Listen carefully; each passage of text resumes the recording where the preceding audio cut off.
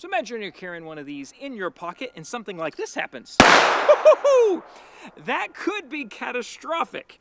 And so, guys, we got to make sure that we follow the proper safety precautions, and that's what we're going to talk about today, because a lot of modern firearms have drop safeties, SIG notwithstanding, but then there's still modern firearms that if you do not do things properly, you can put yourself in danger, and we'll talk about why that happened in the old cowboy days. But first, we got to thank our sponsor, and that is MechanicSuperstore.com. We'll have a link down below, but check out their 4-post lift, like this AMGO Pro 12 SX. It has a 12,000 pound rating, and so you can work on any muscle car you're working on, or you can also just use it as an excuse that you don't have to expand your garage. You can just start stacking your cars. It has a 5-year structural warranty, a 3-year hydraulic warranty, a 2-year electrical warranty, and it's only $4,075, but we will have promo codes down below in the YouTube description so that you can save any more money on it. And did I mention it has redundant safeties on it? So that's a good thing, so your car doesn't fall on top of you. But also, we're going to talk about safeties on revolvers.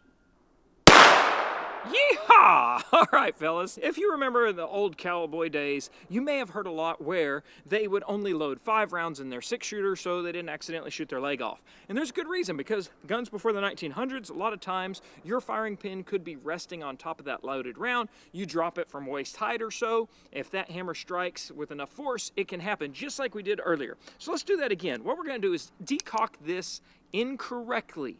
If you do not read the instructions and you just decock it naturally, you will be resting it on the firing pin. So with a good enough impact of force, the gun goes off. Because there's a right way and a wrong way to decock these. And if you look closely on this cylinder, you'll see a lot of extra little index marks.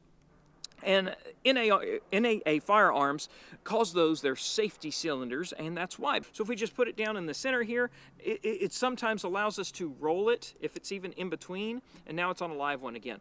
So what you do is not just go half cock. They say in their manual not to rely on half cock, probably because it's another mechanical thing that, I don't know, maybe if we hit it hard enough we'd break it. But what we want to do is we want to cock it and decock it, but then cock it back again, and hold the trigger down and put it until it clicks in between those rounds.